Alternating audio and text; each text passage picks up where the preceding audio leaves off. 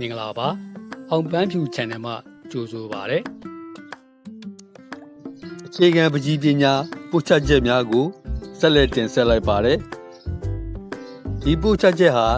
အချိန်ကနာမည်ကျော်ပကြီးဆရာကြီးဦးသောဟန်ရဲ့ပို့ချချက်များဖြစ်ပါတယ်ဒါကြောင့်ဆရာကြီးဦးသောဟန်ကိုလည်းလေးစားတန်ဖိုးထားပါကြောင်းဖော်ပြအပ်ပါတယ်ပုံမှာ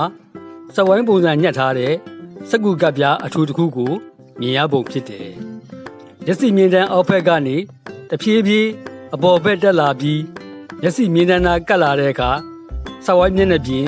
ကျင်းသွားကျုံသွားတာကိုတွေ့ရလိမ့်မယ်။အဲ့ဒီသဘောမျိုးပဲ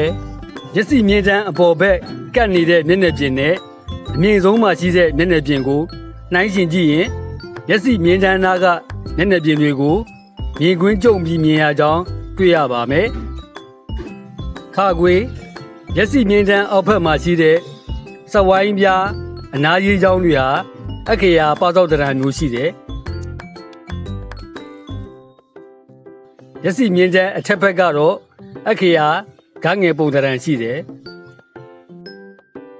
ပုံမှာစဝိုင်းပြားရဲ့အနာကြီးချောင်းတွေဟာရက်စီမြင်းတန်းအောက်ဘက်မှာပသောက်တရံ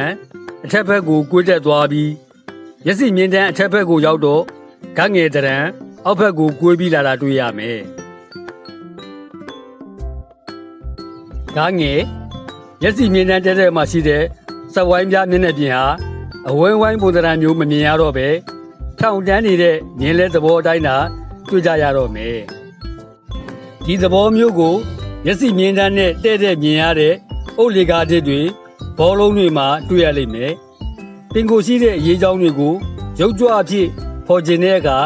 အလင်းအမောင်ချစ်ဆွဲရေးဆွဲမှဒုတယ်ပေါ်လာနိုင်တယ်။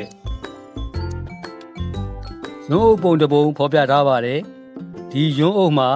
ရက်စီမြင်းတန်းများစွာပါရှိတယ်။ရုံးအုပ်မျက်နှာပြင်စဝိုင်းတွေရဲ့အကျဉ်းကျယ်ပြောင်းလဲသွားတာကိုလည်းဂရုစိုက်ပြီးလေ့လာပါ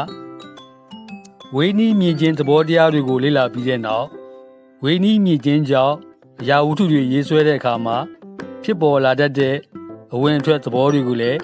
သတိထားဖို့လိုတယ်။အခြေခံပုံဆွဲကိုပိုင်ပိုင်နိုင်နိုင်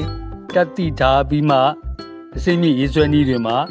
အလွယ်တကူဖြစ်မြောက်နိုင်ပါမယ်။အချုပ်ပြောရရင်ပုံဆွဲတဲ့အခါတိုင်းဒီအရာဝတ္ထုတွေရဲ့မြင်းမက်မြင်းလဲတွေရဲ့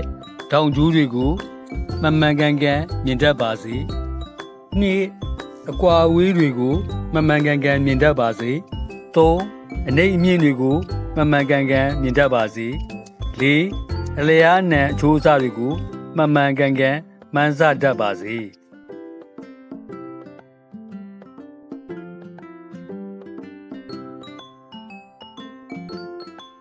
ခုတော့ဒီလောက်ပါပဲ။အားလုံးပဲရှင်းလန်းချမ်းမြေ့ကြပါစေ။